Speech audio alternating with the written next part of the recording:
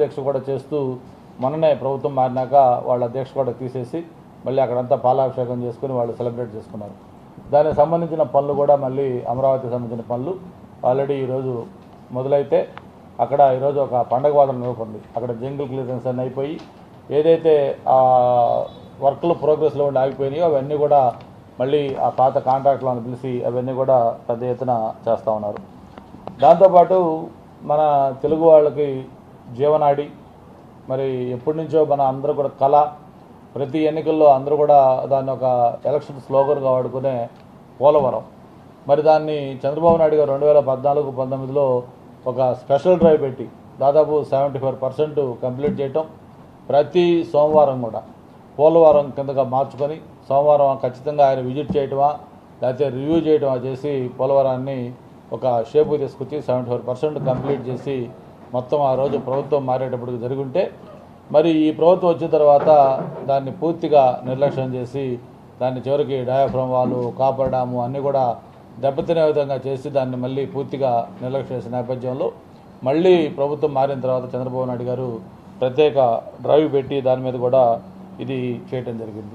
ఈరోజు మళ్ళీ దాన్ని చేయడం కోసం కేంద్ర సహాయం కూడా తీసుకొని ఎక్కడైతే డ్యామేజ్ అయిందో ఆ డయాఫ్రమ్ వాల్ ఏంటి, కాపర్ డ్యామ్ ఏంటి, లేకపోతే లీకేజీలు ఏంటి, వీటిలన్నింటి మీద కూడా మరి అది ఎన్నో లక్షల ఎకరాలకు సంబంధించింది, ఎంతో క్రిటికల్ ప్రాజెక్ట్ కాబట్టి దాని మీద ఎక్స్పర్ట్స్ ఒపీనియన్ కూడా తీసుకోవాలని చెప్పని విదేశాల నుంచి కూడా ఆ స్పెషలిస్ట్ని పిలిపించి ఎగ్జాక్ట్ స్టేటస్ ఏంటి, ఎలా ఉంది కండిషను, దాన్ని ఇప్పుడు రిపేర్లు ఏ విధంగా చేయగలుగుతాం, ఇవన్నీ కూడా స్టడీ చేసి రిపోర్ట్ ఇవ్వమని చెప్పని కూడా అమెరికా అలాగే మిగతా ఇతర దేశాలకు సంబంధించిన ఎక్స్పర్ట్స్ కూడా పిలిపించి దాని మీద కూడా చేస్తూ ఉన్నారు.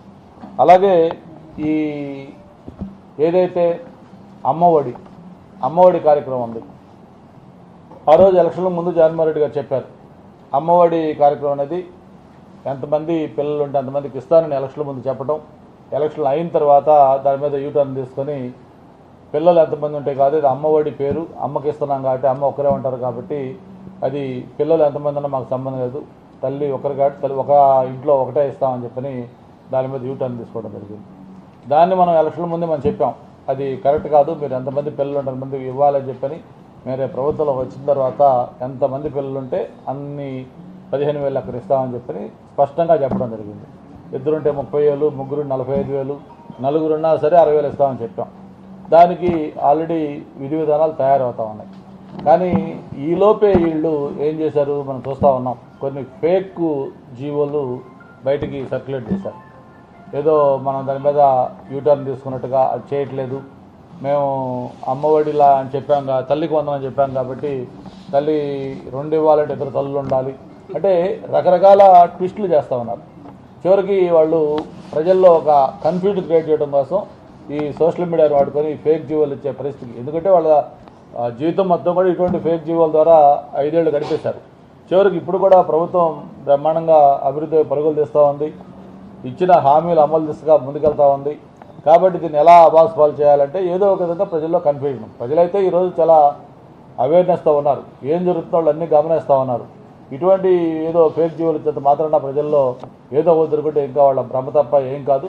దీని మీద ఏదైతే మేము కమిట్మెంట్ ఇచ్చామో ఎలక్షన్ల మేనిఫెస్టోలో సూపర్ 6 చెప్పామో, చెప్పిన మాట ప్రకారం ఎంత కష్టమైనా ఇబ్బంది అయినా చెప్పిన ప్రతి హామీని ఒక అక్షరం కూడా పొల్లుపోకుండా అన్నీ అమలు చేసే బాధ్యత ఈ కూటమి ప్రభుత్వం తీసుకుంటుంది. దాంట్లో ఏమాత్రం కూడా వెనక్కి వెళ్ళే ప్రసక్తి లేదని చెప్పి కూడా ఈ సందర్భంగా కూడా తెలియజేసుకుంటూ మరి దీనికి సంబంధించి ఇప్పటికే గైడ్లైన్స్ కూడా తయారవుతూ ఉన్నాయి.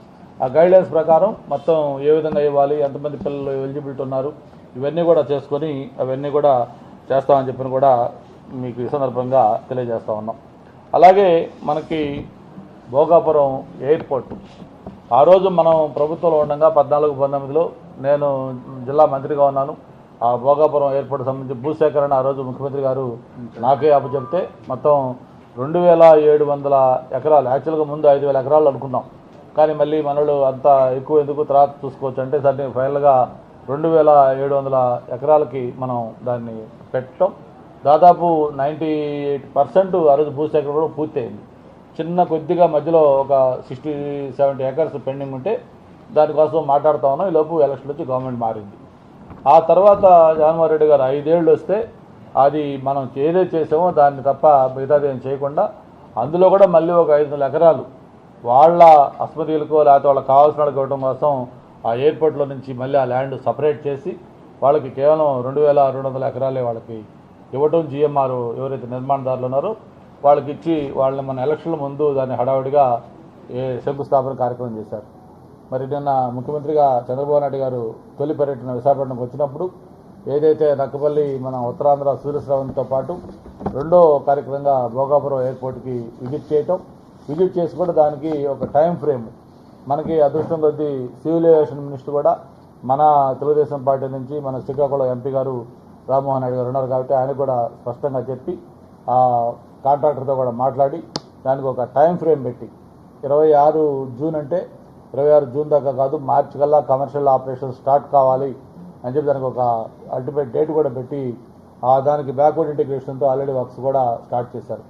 100% Bhogapuram international airport next year 26 ఏదైతే మార్చి అన్నారో మార్చికి 100% స్టార్ట్ కాబోతూ ఉంది. అది మనకు ఒక గ్రోత్ ఇంజిన్గా తయారు కాబోతూ ఉంది.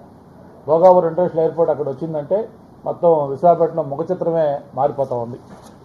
అటువంటిది దీనికి స్టార్ట్ అవుతూ ఉంది. మనకి ఈరోజు హైదరాబాద్లో ఇంటర్నేషనల్ ఎయిర్పోర్ట్ శంషాబాద్ వచ్చిన తర్వాత ఏ విధంగా అయితే హైదరాబాద్ డెవలప్ అయిందో అటువంటి పాత ఈ భోగాపురం ఇంటర్నేషనల్ ఎయిర్పోర్ట్ కూడా తీసుకుపోతా ఉంది. ఇట్లా వీటితో పాటు మన అమరావతికి సంబంధించి కూడా మన ఢిల్లీలో ప్రధానమంత్రి గారిని అలాగే ఇతర మంత్రులను కలిసినప్పుడు దానికి సంబంధించిన అవుటర్ రింగ్ రోడ్స్ కానీ ఇవన్నీ కూడా చాలా విషయాల్లో అక్కడ వాటిలో సపోర్ట్ తీసుకొని అవన్నీ కూడా చేయడం జరిగింది.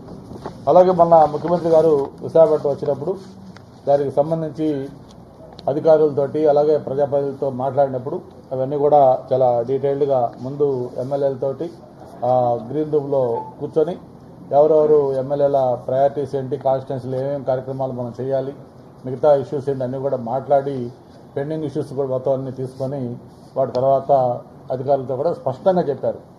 మీకు కూడా నేను తెలియజేసేది ఏంటంటే ఇది ఒక పొలిటికల్ గవర్నమెంట్, అంటే ప్రజాప్రభుత్వం ఏర్పడింది. ప్రజాప్రభుత్వం ఎందుకు అంటామంటే ప్రజలు ఎన్నో యాస్పిరేషన్స్ తోటి ఎన్నో అంచనాలతోటి మాకు జీవితాల్లో వెలుగులు రావాలనే ఉద్దేశంతో మొన్న ఎన్నికల్లో ఇంత వన్ సైడ్ విజయం ఈ ప్రభుత్వానికి ఇచ్చారంటే వాళ్ళు అసలు నెరవేర్చే బాధ్యత ప్రధానంగా ప్రజాప్రతినిధులపైన కూడా ఉంది.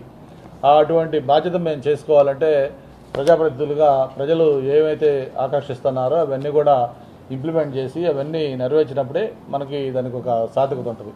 కాబట్టి అవన్నీ కూడా ముఖ్యమంత్రి గారు చెప్పడం జరిగింది. మరి ఆయన కూడా అన్ని వివరంగా మొత్తం ఏదైతే వైజాగ్ జిల్లాకు సంబంధించి అన్ని ఇష్యూస్ కూడా చాలా డీటెయిల్డ్గా ఆయన కూడా మాతో మాట్లాడి అధికారులు కూడా స్పష్టంగా చెప్పారు. మరి మనకు సంబంధించి ఏదైతే ప్రధానంగా పంచగ్రామాల సమస్య భీములకు సంబంధించి అది చెప్పినప్పుడు వెంటనే తప్పకుండా అప్పుడు మనం ఫస్ట్ క్యాబినెట్ కూడా విశాఖపట్నంలో పెట్టి దాని మీద మనం ఫోకస్ పెట్టాం.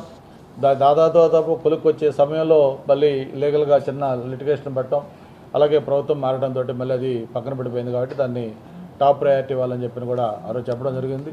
మరి సింహాచలం ఈవో గారు కూడా వచ్చారు. మనకు రేపు గిరి ప్రదక్షిణ ఒకటి మెయిన్ పెద్ద ఈవెంట్, దాదాపు 1,00,000 మంది పైగా పాల్గొనే ఈవెంట్ అది.